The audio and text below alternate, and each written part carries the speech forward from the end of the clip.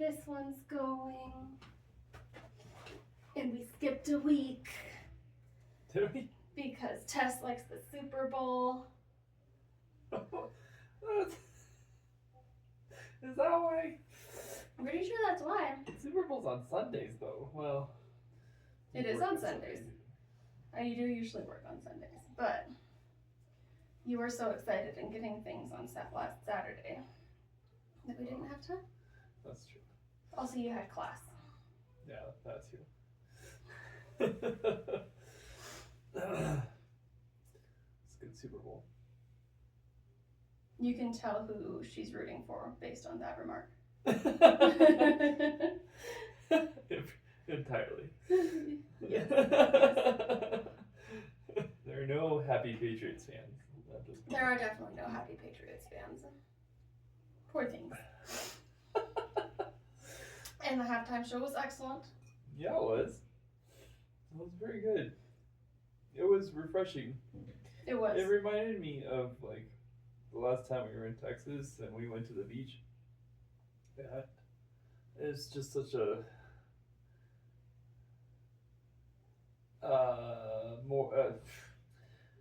being in Texas, but not at a Bible school or a church or missions compound, and it just being warm and sunny, and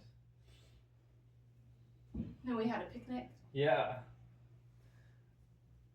And we didn't tell anybody we were there, so we weren't getting texts constantly. Yeah. Yep. That's what it reminded me of, though. For I don't speak Spanish, so I was just going on vibes. It was very, because I did live for quite a while in the Rio Grande Valley. It was very valley, actually. Because, of course, you do have the really unfortunate part of the valley where there are a lot of missions compounds and like ICE is a thing, etc., etc. But when it comes right down to it and you're in the real valley and not the white valley, it is a celebration of amazing cultures. It's very nice. It's what Texas could be if it were Texas. If all the oil tycoons were suddenly gone, that's what Texas would be again, I think. God, that's sad. It is a bit sad, yeah. It's reflective of the world right now, though, I guess. Yeah, the world right now is a scary fucking place. Well, yeah, and you just, if one billionaire let their money go, I don't know how much better way to think of it, to phrase it, but it would elevate so many people, right? Like if they were to really invest their money and put it into humans instead of their own wealth, it would change so many people's lives. Just one of them, and there's lots of them. There are too many of them. It frustrates me. Well, it should frustrate you. It's not the way the world is supposed to be. Yeah. So, segueing from that, not exactly, I forget what word I was going to use. It's not subtle. It's not a subtle segue. I want to segue into prosocial work, prosocial movement, and based largely off of the prosocial book that we have right up here by Atkins, Wilson, and Hayes. So no, I've not read this book. You should, because it's wonderful. It argues that human flourishing and just the functioning of a society depends on how well groups are functioning, and groups must be intentionally designed to function well and work better. And this works both for like large groups like a country, small groups like a team of any sort at work or sports, and then it also works within the human themselves.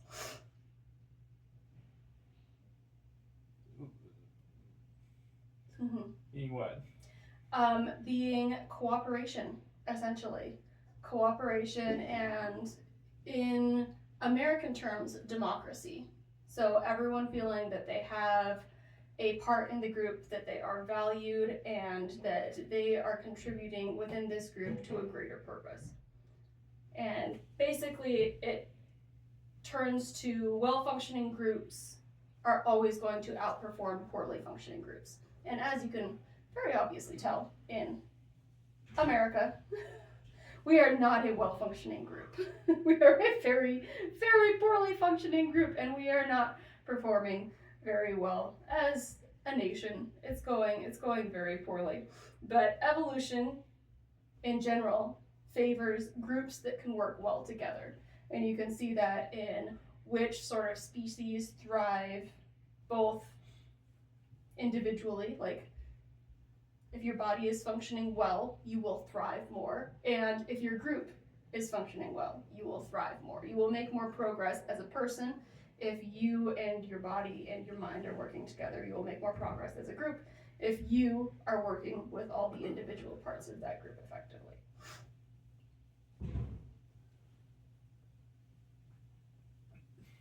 I mean, I think it's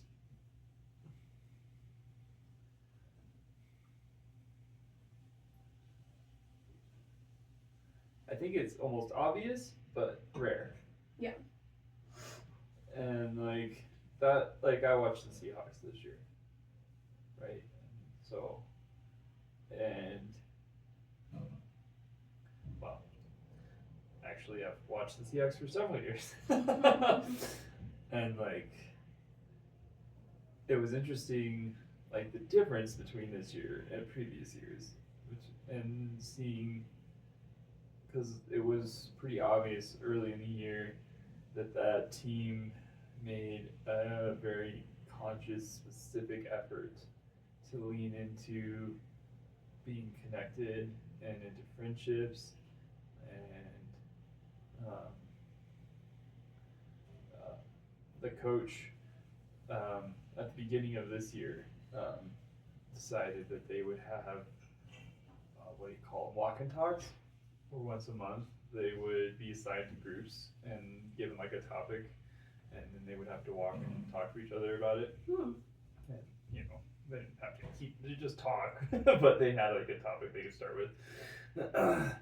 And then somewhere along the line they started this thing called shadow boxing, which is like a game where you move your hands and and the other person has to move their head the opposite way you move your hand, but if they move it the same way as your hand, they lose that's a point against them. Oh, that's super counterintuitive. I know, it's fascinating. But they all like loved it, and the whole team just did this shadow boxing thing all year, and they would learn to read each other so well. Yeah. With that. That's amazing. Oh yeah. Well, and they would, and like, you know, they talked about later in the year, they talked about how that really connected people and like cross position groups, because a lot of times on teams you only work with your position group in a lot of things, and so you don't get to know everybody super well because you don't see them very often. But like with the walk and talks and with the shadow boxing thing, like they cross position groups and they made more connections and got to know each other, and yeah, like you said, like the shadow boxing thing, you really get to know somebody, like, and it's like acting kind of, right, where you have to like you're learning to react to what another person's doing, and yeah, they're basically doing a little improv group together. Yeah, basically. Yeah, pretty much. Well, it's crazy to watch, like, because like they all have their own styles. And so like, you know, some guys, it's a lot more obvious when they're doing punches, and one guy just like stands there with his hands out like that and just kind of does these like little hand movement. Like, it's crazy how different. Yeah. Well, it allows for such self-expression. Oh, and you yeah. get to read the person as they are. Oh yeah, it's That's fascinating. super cool. Yeah, but anyway, and they won the Super Bowl, right? Like all of it's to me a really interesting study, and like that the prosocial thing, right? And they got to the end of the Super Bowl, and at the end of in the locker room after the Super Bowl, something I read that was pretty consistent was, there was a lot of excitement and everybody's happy, but there was also like sadness because they were gonna miss. They were all like, we're not going to practice this week, right? Yeah. I'm gonna miss all these guys. So they were, they just won the Super Bowl and they were sad because they're gonna miss that community. Yeah, it was over, but mostly it was the community, right? It wasn't necessarily the game so much as the people. And I thought that was really, really I don't know. I don't know if that's a common thing or happens. Well, it is a common thing because if you think about, I don't know about the Super Bowl necessarily, but if you think about, we watched that documentary about the hockey team. Oh yeah. The 1980. The 1980 USA Olympic hockey team. Yeah. They had a lot of the same thing where they had bonded very closely, and when they did win the Olympics, it was very bittersweet for them. Yeah. And then if you think about your childhood / adolescent / teen years when you did mission trips with people, you had a very, very you had a shared purpose, you had shared values, you were working towards a shared goal, and that created a kind of community where you could overcome a lot of things within yourselves because you were working toward a shared purpose, but it had an end point, which made it easier in a way. Yeah. But then there's that tragedy, that sadness of we were going to do this thing and we worked together and we were so close and now it's done. Yeah. But that's part of what makes a great team. You have to have a shared purpose, like you're all working towards the same thing, like the Olympics, the Super Bowl, or the end of this missions trip, and then you have to distribute it to where everybody is working towards the same thing. You can't have just one person who's not pulling their weight. Because even in the Olympic team that we were watching, they got to the night before they were supposed to leave and they still had to cut people. Right. And those people in specific, they weren't even cut because they were working less hard than the rest of the people. But it has to be a fair distribution of labor at the place, so you can only have so many people. Yeah. And then you all have to be involved in the decision making. You all have to decide that you're going to participate in this. You all have to be watching out for people and keeping each other accountable, that you're working towards these shared goals. And then you're going to have conflict with people. You have to have a process by which you resolve these conflicts. And with sports teams or missions trips, it's easy to do those things because no matter what the conflict is, you're working towards something greater. And you usually have a coach or somebody who's working slightly over you, like somebody that everybody can go to with those conflicts. And those things are universal across any prosocial group. Any prosocial group is working towards a shared thing. They're sharing mutual accountability, and they're trying to understand what each other are doing. Like in a work context, I work in inpatient nursing, so we have not necessarily a hierarchy, but we have a team of people who are doing very specific things. And the more we understand what each other are doing, the better that team can function. So when our physicians actually give these talks that they often do, which is wonderful, and they talk about different topics and what they're looking for and why they're concerned about certain lab values or certain test results and that sort of thing, that helps the nurses understand what's going on there. And then we also have this project that when we have nurses who have just started nursing, like we call them new grads because they just graduated their nursing program, we have an onboarding process for them. Part of their onboarding process is they have to work with our patient care technicians or our CNAs for at least a couple weeks so they understand like how hard this job is, what they're doing, what their goals are in their day, what they're looking out for, and what information they need to know. Because that's how a team works really well together. For a while we were able to do this thing that my manager was doing called Partners in Care, which is where one nurse and one tech worked with exactly the same patients all day for 12 and a half hours. And that was really good because you could communicate with your person more. And it was a lot easier to see if something was going on with a patient because you only had to check in with one person for every single patient.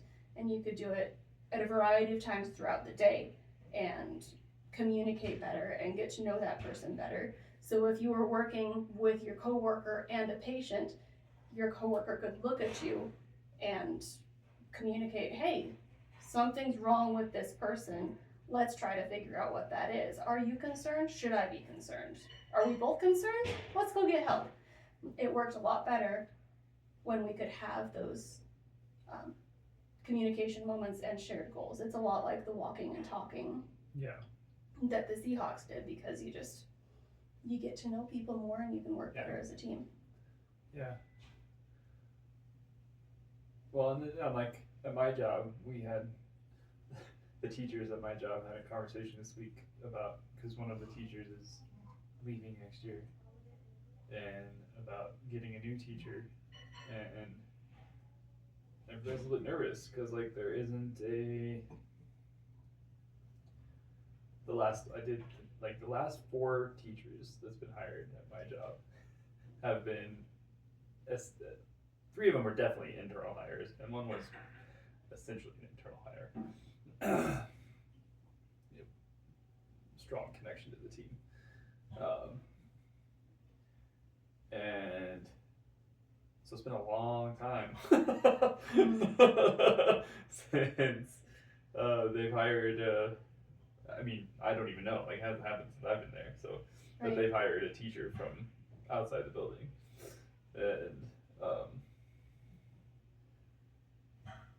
and it's weird and it's hard because like it works so well to hire within the building because we already have that understanding of how we do things. You already know that you're sharing a purpose. Right.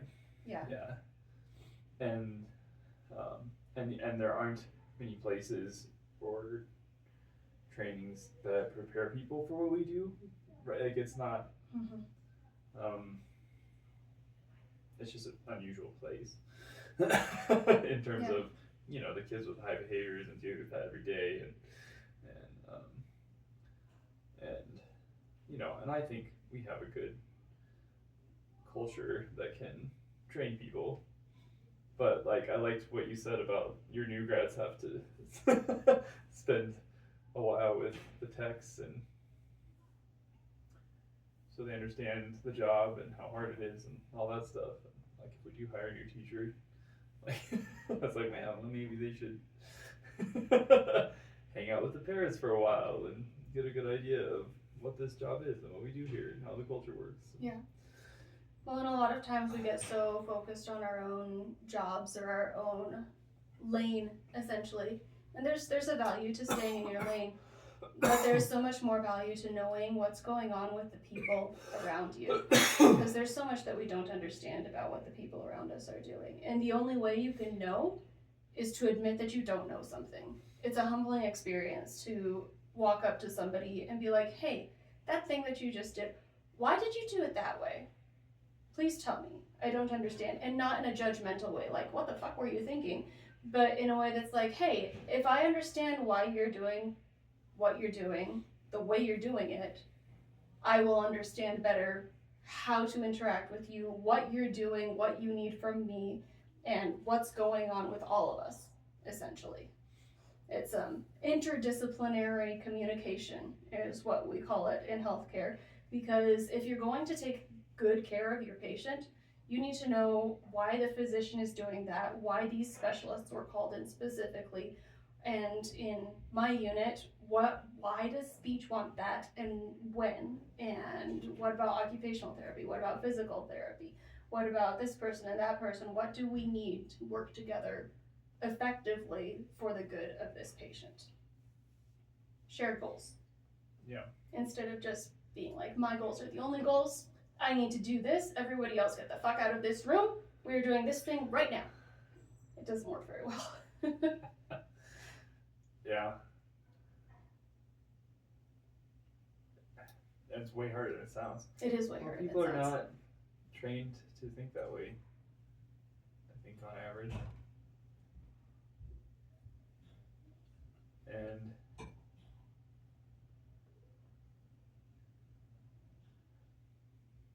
like I'm trying to transition a kid from my school back to the student sending school, and it has been super frustrating for several people involved in that process because I think largely in part because of just a real lack of communication. Mm-hmm. Like I really think that's been the biggest breakdown, and like some weird assumptions that just get made, and then and I think if there had been, because you know it's two different buildings, two different schools, two different administrations, like it's two different thought processes on how we're doing education, just because like there's different goals, right? And at the school, the sending school, they have, you know, it's a general education school. Their emphasis is on academics and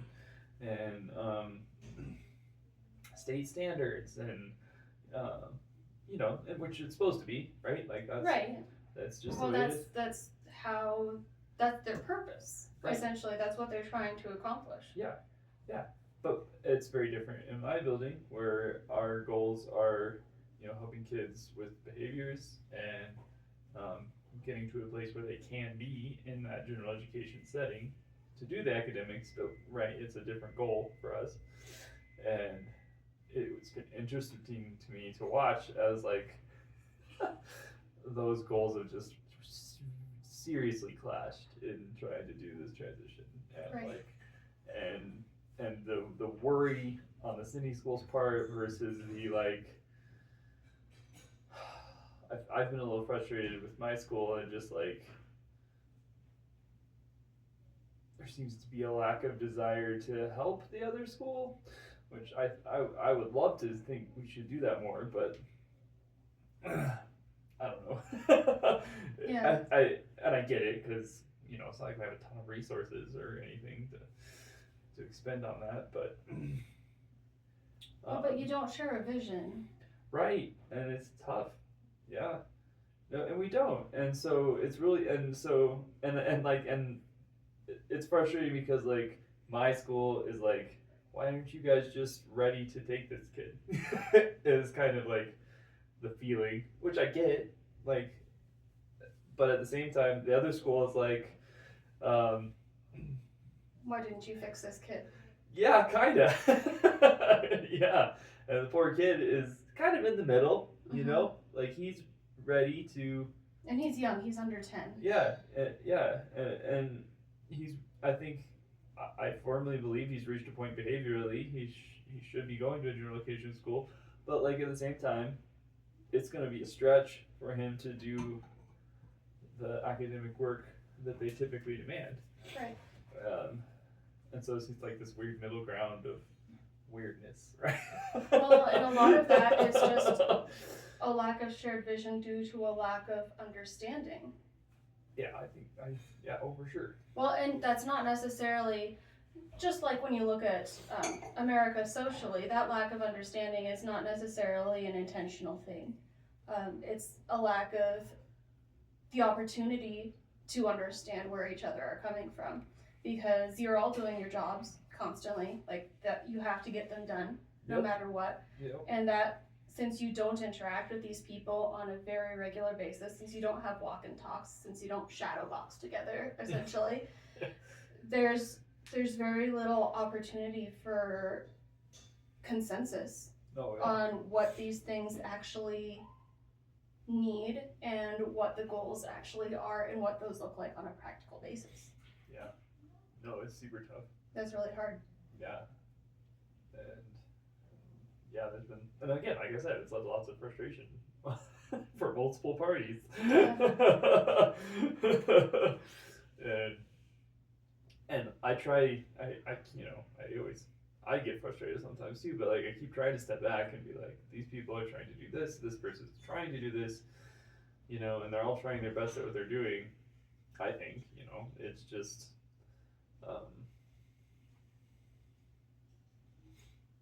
they step on their toes so easily, step on each Right. other's toes so easily that it's you know, everybody's saying "ow" before anything gets done. Well, Know? and that's like it's a version of CPTSD, so chronic or complex post traumatic stress disorder. There is a history of this child has hurt this school has hurt the child has come to you and you want to protect the child, but they feel that you are hurting the school. It's it's very there's a complex history there which almost needs like a group therapy to try to start yeah. getting over because there's such a shared history of trauma. Yeah. Yep. Well, and yeah, and it's hard to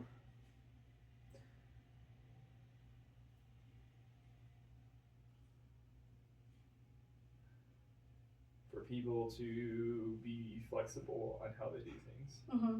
Like we get such a rut. Like we do it this way and we do it this way, but then like even on my school side, like Yeah. we like we're generous to a fault, is you know sometimes, and to for kids to because trying to show them love and grace, which I think is huge and very helpful for kids who've gone through a lot of trauma. But it's been tough with this transition process because that's our baseline. But it's been hard to balance that with also just like giving, providing this kid with some boundaries for the actual transition process.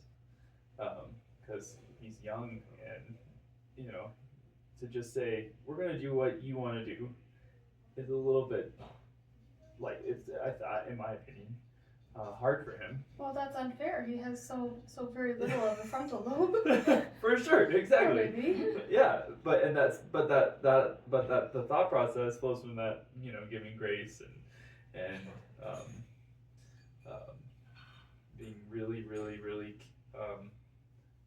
soft and loving and right, which is great. It's a beautiful thing. It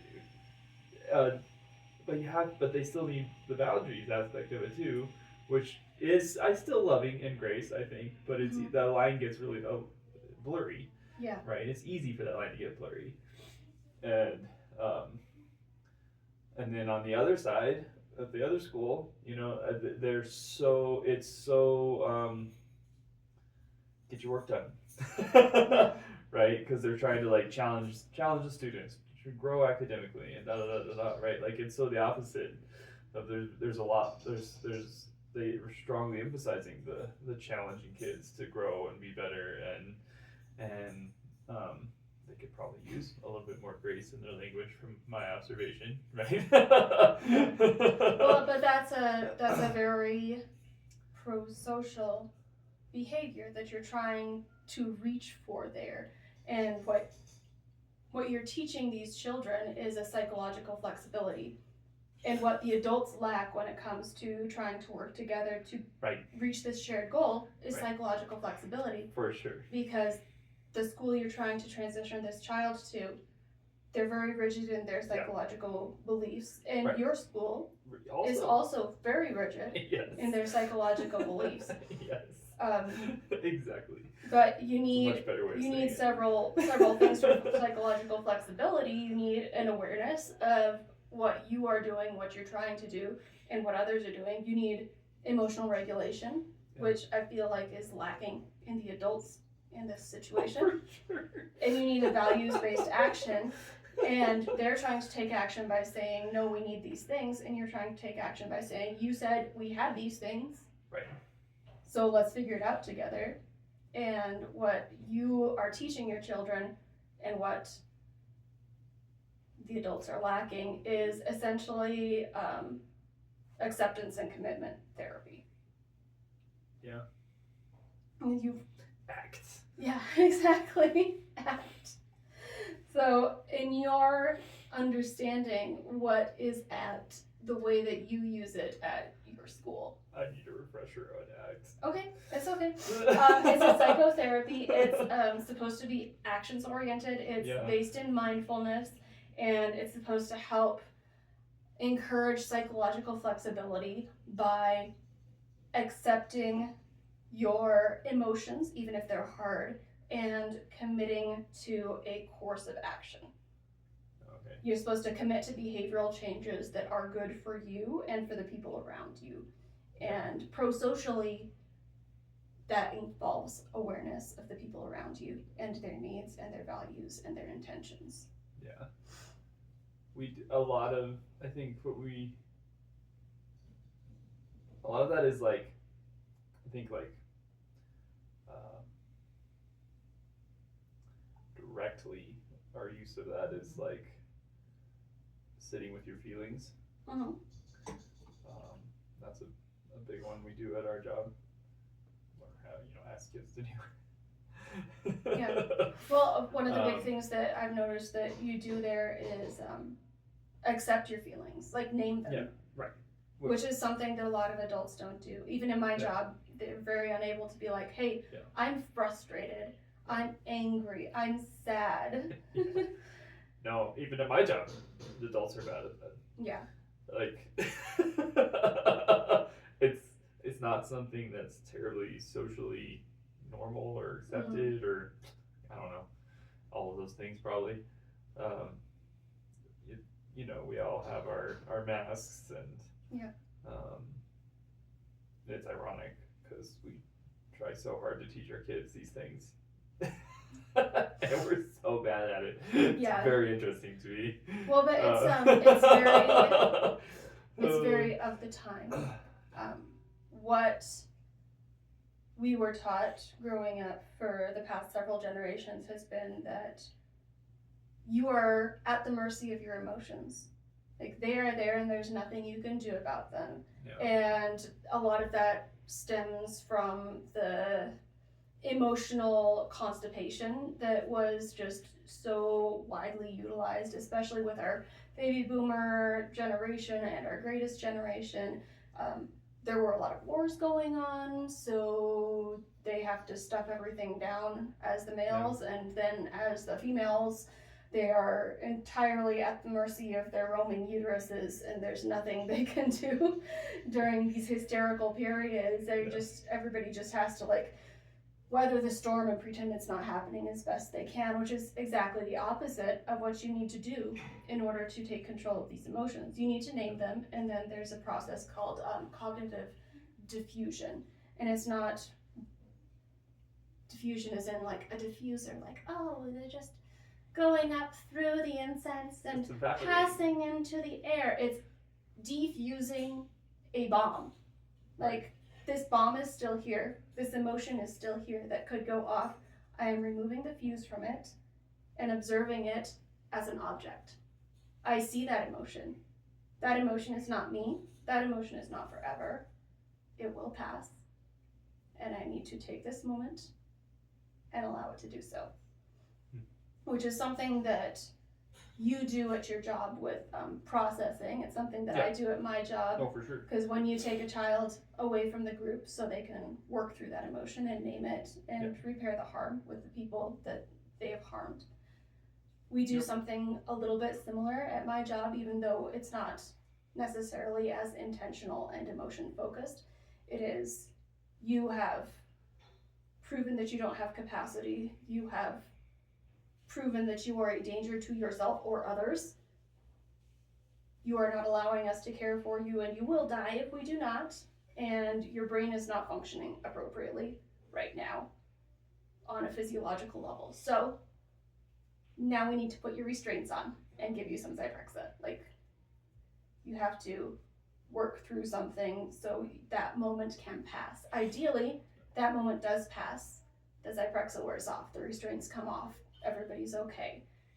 And you do that for as short a time as possible, just like in the processing room. Yeah. But emotions do carry over to physical acts, and sometimes with adults that can become a lot more dangerous than it can with kids. for sure. Which is why my coworkers, some of them have TBIs from being choked out, and I have a messed up rotator cuff and messed up knees, and my hips are freaking out because because that became physical, and emotion became physical before it could be properly diffused. Yeah. But a lot of what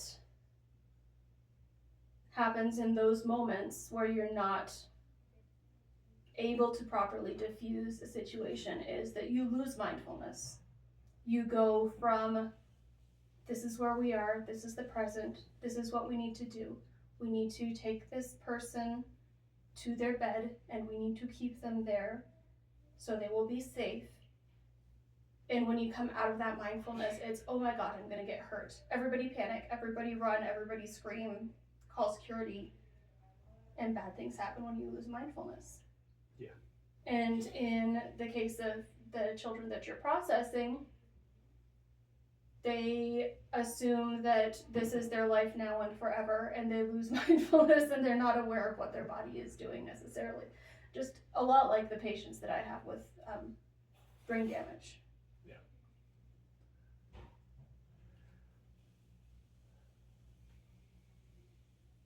Yeah. No, I think the most.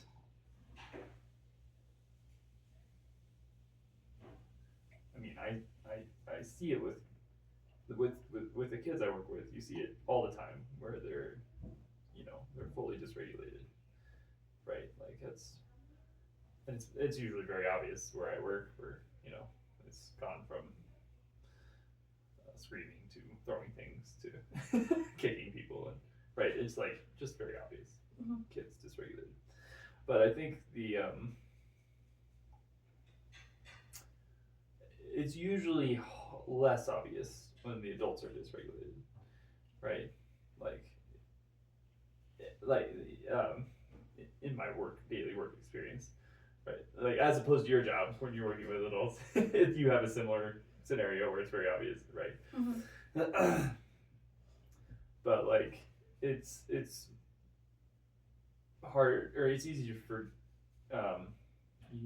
forget that it's easy to become dysregulated when somebody else is dysregulated, right? And so kid starts arguing with you, and there's like that natural, or an adult starts arguing with you, Yeah. and there's that like, it builds, right? This person's dysregulated, so I'm gonna go up here, and then this person goes up here, and then I'm gonna go up here to counter, and you get in that power struggle, and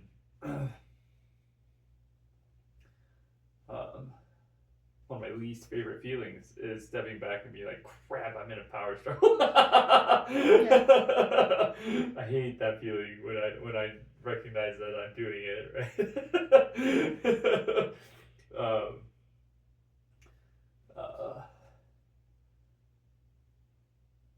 And I've gotten a little bit better at it over the years. When I first started, it was just like, that was my go-to, just automatic power struggle with kids. Because I didn't know anything else.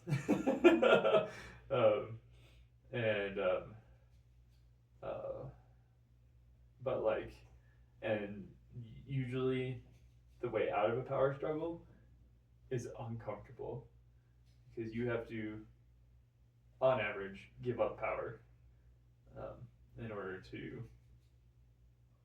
exit the power struggle, right? Like I have to be willing to either be wrong or not win, right? Or all of which things are not comfortable, and they don't feel good, right? It feels icky to not win. It feels icky to. It does. To. Well, it feels like a threat to survival on a very evolutionary level. Yeah. It feels icky to, even if you're not admitting you're wrong necessarily, to not prove yourself right. Right? Like there's that really strong desire to prove yourself right. And I've got the answer, and I know the solution, and if you would just listen to me, right, you would be fine. Right? Yeah. Like that's the thing in my head. Not in everybody's head, but it seems like a lot of us have that in our heads. Yeah. And then I think it's sometimes even harder with kids because they're younger, right? They haven't lived as much life as I have, and so I'm obviously right, right? Like, but that's not helping. Yeah. That kid, right? To me proving I'm right. First of all, like, what's proving you're right? Like, there's no absolute proof of rightness. Right? Just winning an argument, winning a debate has never convinced everybody in the world of something, right? Like, that's not how people's brain works. It's the only thing that's going to actually change somebody's mind, in my experience, is going to be like actual just love and connection, right? Like, that's the only thing. That's the only way you're gonna actually be able to reach that kid, is if you know that kid well enough to the point they're gonna have a conversation with you. So again, we're coming back to, you have to know this person. You have to. You have to. You know have the to see them person. as an actual person. Yeah. Or you're just, and if you don't, you're just gonna get madder and madder and madder, right? Like, because it just turns into a, well, it becomes impersonal, right? And if anything that's impersonal, you have no reason to stop being mad, right? There's no reason to diffuse. There's no to do all those things you're talking about. If it's just not a person, why bother? Yeah. Right? It feels good to be mad. It feels good to be proven right. It feels good to win. I'm gonna do all those things, and the only thing for me, I'm just talking about me. The only thing that ever remotely convinces me the opposite of that is that, oh, this is a person that I know, and then if I actually am able to get myself to a point where I can recognize that, and then I can start to think about the things that are going on in that person's life. And sometimes that's not the first thing in your head. You think about all the things you're mad about. You're thinking about all the things going on in your life, right? Yeah. You're always the center of your own story, right? But then if you can remember, oh yeah, this is a person. They have their own stuff going on. Their perspective is their reality. And then all of a sudden, you're thinking about, oh yeah, that person, they have a sick family member at home, and I forgot about that. And oh yeah, and that person, um, had somebody died recently, or or they had this traumatic thing happen in their past, or it could be a million things. But if you actually know that person, you could stop and think about things you actually know about that person, right? And that really changes. And for me, if I get to that point, I'm not thinking about winning anymore. Yeah. Right? I'm not thinking about whether I'm right. that's just not it's not even the same train of thought, and it's just totally, I've just defused my own, I don't even know what to call that, power trip, I guess. Yeah. By knowing somebody, right? By being willing to consider that the person I'm talking to is a person, and it's not just a argument. It's not just a foil for my own ideas of how things should work. Yeah. Yeah. One of the ways we see that in the hospital is that we get a lot of people in for altered mental status, and sometimes that is like an Alzheimer's psychosis. So psychosis comes in a lot of ways. It comes from mental disorders, drugs. It can come from Alzheimer's, and it's really scary to people because you want them to come back. You want them to understand what's going on around them, but they have delusions that make that impossible. And often that will get to a point where they start physically fighting people because they're convinced that everyone is trying to get them and everyone is lying to them. So when it gets to an incredibly physical point and we do have to call for a security assist, Every now and then there will be a new security guard who is unfamiliar with this whole process and just thinks that this is an entirely like with it person trying to hurt nursing staff. So when they come up and the patient posts up to them like this, and they post up back, it just it makes everything worse. Yeah, that's a great example. Because meeting people where they're at, like that, a lot of people have this badge reel that says, I match energy, so you decide how we're gonna act. That works to a point. But when you have somebody who has frontal lobe damage, right, or somebody who is a child, or somebody who is experiencing active psychosis, do you really want to act like somebody with frontal lobe damage, or a child, or someone with active psychosis? It goes poorly. Yeah, and how you have to diffuse that person is being incredibly self-aware. Noticing yourself posting up internally to this person and being like, oh, I'm right, and they should know I'm right, and I'm going to prove I'm right at all costs. You can't approach them like that. Nope. I had a patient this week who wanted to fight if anybody told them it was not 1995. It is legitimately not 1995. I know that. You know that. Everybody around this person knew that it was not 1995, but if you told this person it was not 1995, they would be enraged. And you would have to like give them muscle relaxants, you would have to calm them down actively for hours, not let whoever enraged them go back into the room for a little while. It's not worth proving that it's not 1995. Because that makes that person feel unsafe. Because you're calling their existence into question. Yep.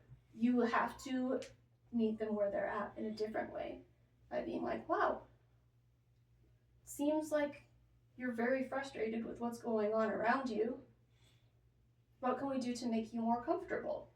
And usually they need a warm blanket. They're cold because it's winter, or they just peed themselves, or they can't pee themselves because they're retaining urine. You have to figure out what is causing the discomfort, and can we address the discomfort without making this into a power struggle about what the aspects of reality actually are. Right. Well, and it's hard with the whole the perspective is reality thing. That's something my boss says. Mm-hmm. And the first time I heard it, I was like, I don't know about that. Yeah, well, because with the very fundamentalist religion, you are raised to believe there is only one reality. Anybody who disagrees with this in any way is obviously wrong and must be proven wrong, because you will prove them wrong, they will realize it, and they will cry to you and apologize for being so wrong, and then Jesus will love them and they'll go to heaven. Yeah. No, exactly. That was the whole thing. And I struggled with that one for a good while at my job, but it really challenged me to, seeing her say that in multiple situations with dysregulated kids.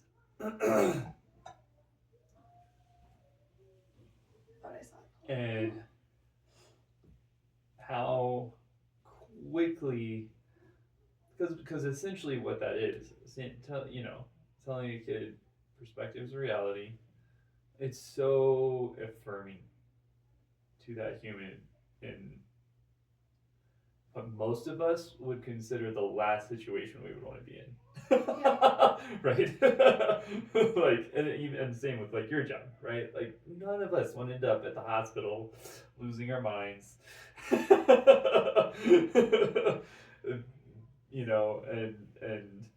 Or in my case, at my school, being escorted to because it's different such room. A loss of power already. Yeah, right. And to be told, we have taken away all of your power. Yeah. And your perception of reality is Right. wrong. Right. That's terrifying. So it's so affirming to somebody to say, okay,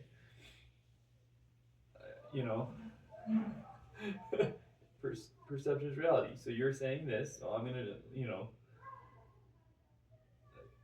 give you at least some of the benefit of the doubt right? I mean, there's a certain, there are, again, there's like the boundaries thing, and you can't just. You can't just let them walk all over right. you. No, but the thing about it is you have to keep them safe too. So right. like, Oh, for if sure. perception is reality, but yeah, my person's left lobe But of I their have brain one is too. damaged, their perception is that their body is fully functional. Right. The actual reality Right. is that they're entirely flaccid on their right side. Right. Right. If perception is reality, then I need to keep them safe. Yeah. And keep them from jumping out of bed because they think that leg works when it definitely does not. Right. Yep. But that doesn't mean that I have to come in and tell them, you're wrong, right. you're wrong, you're wrong, you're crazy, and you're wrong. Now do what I tell you. Exactly. Well, and like the opposite of that is just like, no, that you're lying to me. Yeah. Right? Well, maybe they're not lying to you, right? Like that's, on average, people aren't just trying to be assholes, right? Like with a few exceptions. Exceptions, yeah. But like, especially with kids, they're just trying to figure stuff out, a lot of the time. and to hear their side of the story and be able to acknowledge their perspective while also maintaining I also have my perspective that was also my reality. Right. I think that's one of the big boundaries, right? Like I have my own perspective here on what's happening, and I'm gonna be honest about my own while at the same time honoring yours, right? And being able to work through things that way. Yeah. It's just so different than it's just the opposite of coming at it confrontationally. I guess is really what it comes down to. Well, in acceptance and commitment therapy, or ACT, that is what we call context. I'm coming at this from my context. You're coming at this from your context. Ideally, we both understand our context. Right. And we can still work together to clarify what are our values and goals, and how are we going to make those things happen. Yeah. Oh, for sure. Well, and like a lot of times with kids, it's just like they forget in the moment what their values and goals and what they even really want is, like in that moment. Yeah. Right? Like they really want something and then they lose their minds about it and they don't get what they really want when that's happening, right? Because nobody does. You just don't get what you want when you're when you're dysregulated. It's not what you actually want, right? Like it's just your body reacting and to perceived injustice or perceived harm or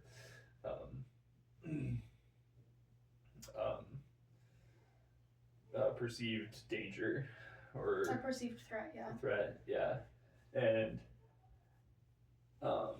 especially when there isn't actually like a real threat, right? It's just not doing you any favors, right? And so just being able to get somebody to the point where, oh yeah, this is my actual goal, this is what I actually want, and here's a path that I can take to get there, can be huge to for diffusing the emotions and helping the body not feel like it's being threatened anymore. Oh, there's a goal to there's a path to what I want. I just couldn't see it for a little while there. Sometimes it takes somebody being able to point it out to you. Right. Well, and the great thing about those skills, the acceptance and commitment therapy skills, the prosocial behavior skills, is that they don't come naturally to anyone. Evolutionarily, we are like preferred if those skills do come, but personality is not the determinant of whether or not those skills can be achieved. They can be trained. Yeah. We can train our co-workers, ourselves, we can train our children, we can train society to exhibit these behaviors more than other behaviors. And a lot of that is where we put our focus. So if you, coming at this from a very liberal, politically, mindset, if you try to come at your delusional Alzheimer's patient, that being the Republican Party, with everything you're doing is wrong and evil and messed up, what the fuck are you doing, what the fuck are you thinking, if you come at it from that way, you're just posting it. You're posting back. And we're all guilty of that, because you're like, this is reality. Are you not seeing Epstein files? Are you not seeing 34 felonies? Are you not seeing that this person is talking about the stock market as an excuse for sex trafficking of minors? Like, are you not seeing this shit? This is not 1995. Right. But you're just posting back to them. Yeah. And they're not, it's hard. It's not going to get there, because it just puts up that wall. And we can't just give the entire Republican Party I am Zyprexa. Like, that's not something that we can do. We don't have enough soft wrist restraints for about 50% of the American population. That's just not how it works.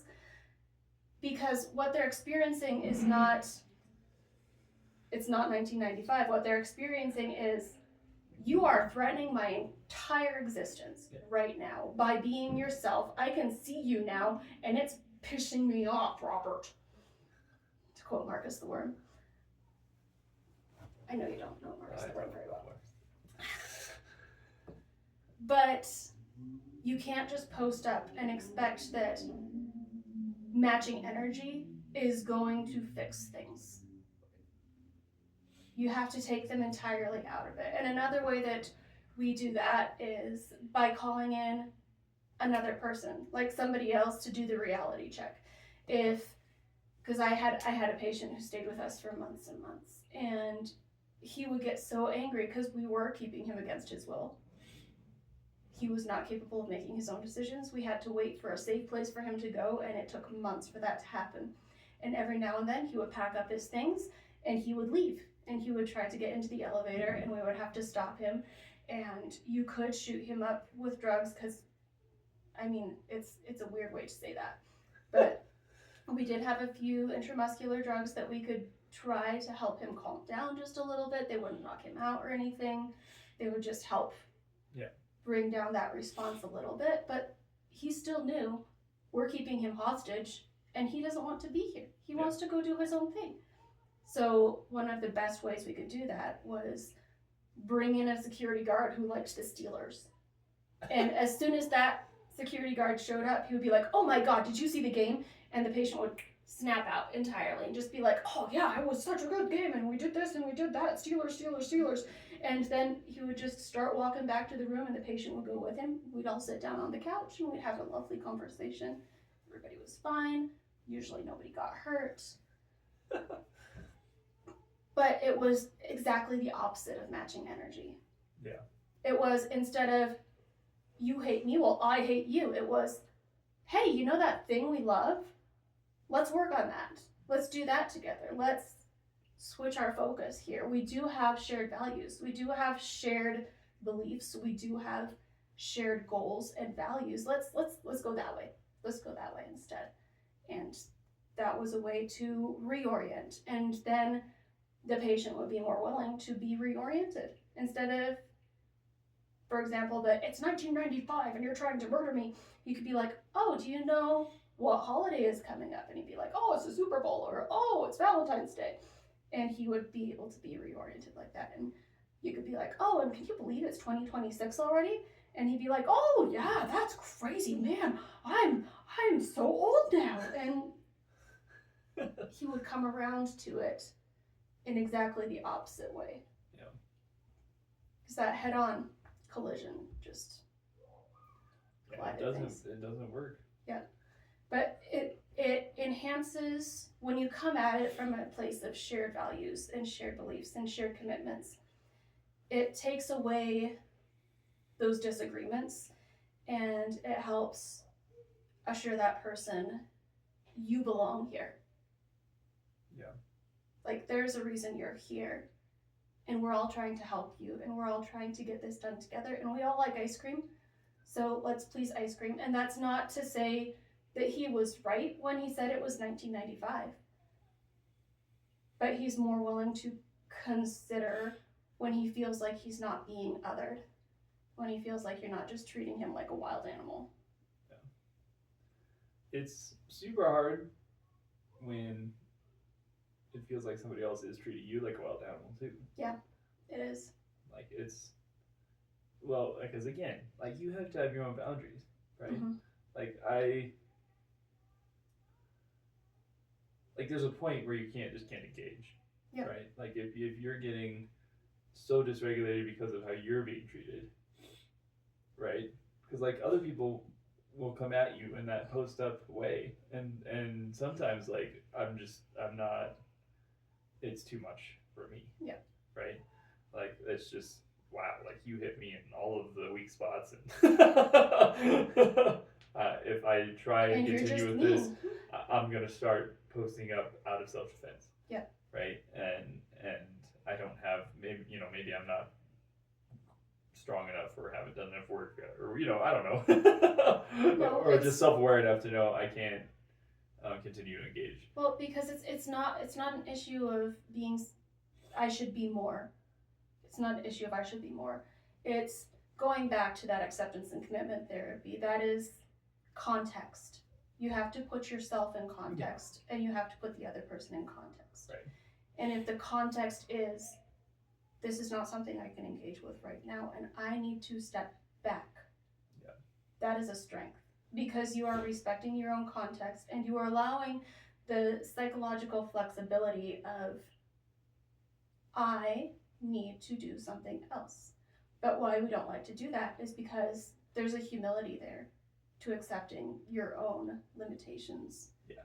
And your own boundaries. Right. Well, it's still the not winning, right? Yeah. And the not being right, or having to be right. Maybe you are right, but you don't have to be right in that, in that situation. Yeah, that's super hard.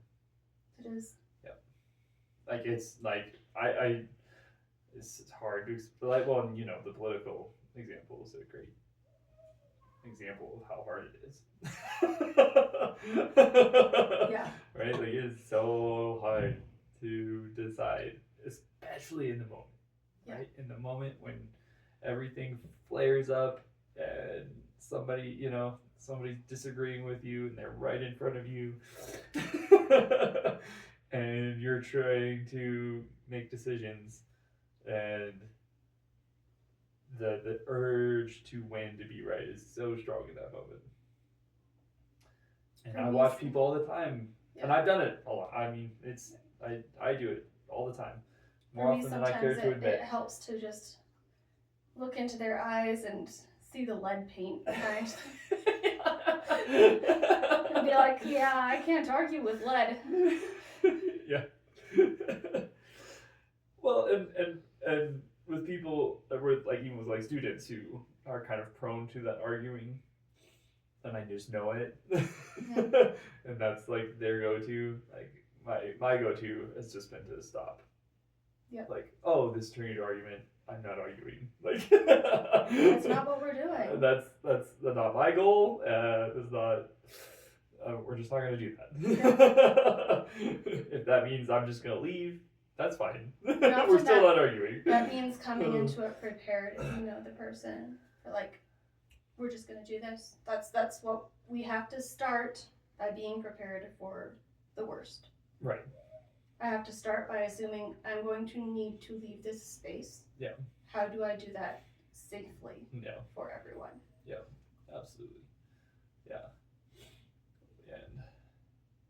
But yeah, I think, and I think a lot of care for students, for patients probably even, I wish on the one hand there was more of that teaching and recognition of, being aware of the other person's context or perspective. And then also, I think I really wish there was stronger emphasis on your own boundaries and taking care of yourself. And because like we use a de-escalation room, right, where kids are hitting, kicking people, throwing things at people. We take them to this room where it's safe. Nobody's gonna be getting kicked, hit, or thrown things at, and they can calm down a little bit, right? And they know exactly what the process is to leave the room, and they're not trapped in there forever. Or there's no way they're gonna think that because we tell them many times over exactly what they need to do to leave. It's entirely up to them, right? But I haven't seen this, but I've been told many stories of there's just de-escalation rooms in lots of schools, and commonly the staff will just goes in there with the kid because they can't bear to see the kid in there by themselves.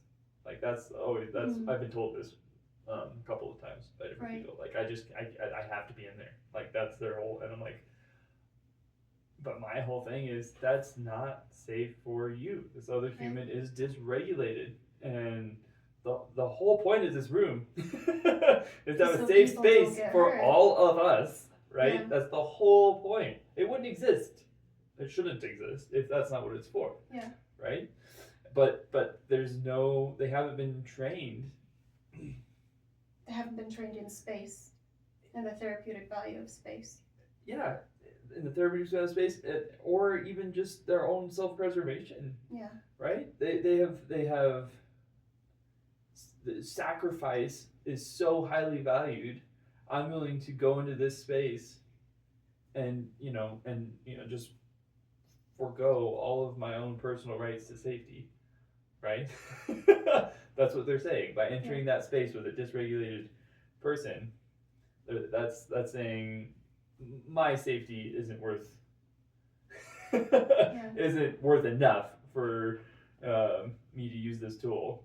Well, and it's not just physical safety that applies to. It's for sure. Emotional safety, psychological safety, going into offering yourself up as a sacrifice at a Republican board meeting, for example, can be just as damaging as putting yourself in a room where you know for a fact you will be physically attacked. Right. Yeah. That's well, and you wonder why people get burnt out. Yeah. Right. Like that is a recipe for burnout. Right. Well, and in these helper roles and helper careers, such as teaching, such as nursing, that sacrifice is so highly valued. All of the most inspiring stories that you hear are about people foregoing emotional and psychological and physical safety for the good of someone else. Right. Without taking into account that if you do that for one person and it goes very wrongly, you've done that for one person. Right. That's the only thing you can ever do is that one person. Right. And any good that you could have done for the rest of your students, the rest of your patients. You'll never have those students and you'll never have those patients if you sacrifice yourself so hard right now that you can never sacrifice again. Right. And that's, I do feel like we frame that unfortunately, because what we're saying is this is sacrifice. Sacrifice is giving of yourself for the good of others. But what we don't view as sacrifice is preserving yourself for the good of others. Right. Which is the greater sacrifice, because it takes longer and it's harder and it requires more self-control. Yeah, well, for sure. Well, and if you're able to do that, then you have more time to build more relationships, and you could bend more rules when you have relationships with people. Right? Yeah. Because you don't have to stand on ceremony as much. Right, exactly. I have a relationship with people. Yeah, the formalities are not as important. If I know somebody really well, right? I know them, so I know some things that can and can't happen, and we can be more flexible that way, right? Because we spent the time building this relationship, and so I'm not so worried about stepping on toes. I'm not so worried about black and white, right? Well, and that relationship comes with accountability. Yeah, Yeah, for sure. Because when you're acting a fool or your friend is acting a fool, you have that relationship where you can be like, what were you thinking exactly? Like, what are we trying to accomplish? Is this doing that? Yeah. How can we make this better? Yeah. And you can improve those processes. Yeah. Word.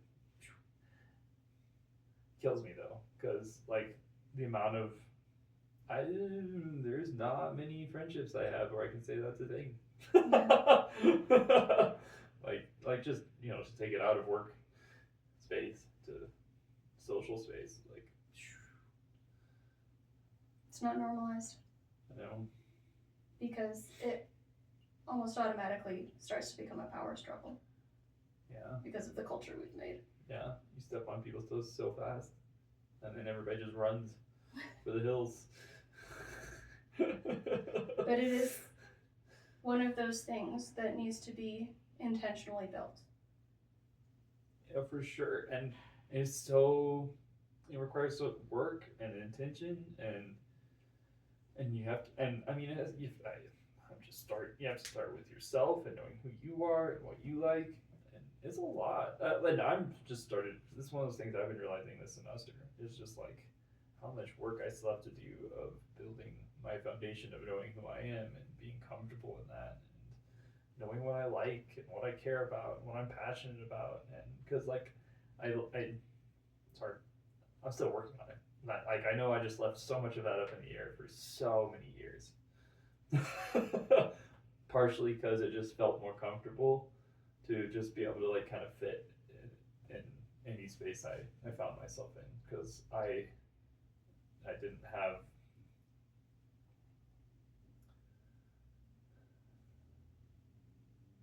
a well-formed version of who I am, right? And so you can just slide into any space, at least a little, right? And and feel comfortable-ish. But it's not actually like being a person, and um, who that is the opposite of being somebody who knows who I am and can um, and has that ability to build relationships with other people. Because you just can't if you don't know who you are, and you're just if you don't have your context, slidey, sloppy. Yeah, if I don't even have my own context, how am I gonna ever figure out somebody else's, right? Really, and plus if I don't have a solid understanding of what I believe and think and am passionate about, there's never that solid ground, those solid boundaries that I would have to stand on to be real with people, and so it's and I feel like if I can't do that, I can't actually affect any positive change. I can't actually be a real help to anybody. I can't actually accomplish real things like I would want to in this short life that we have. And we'll talk. We're going to end this one for now. We'll talk about the practicalities with the next.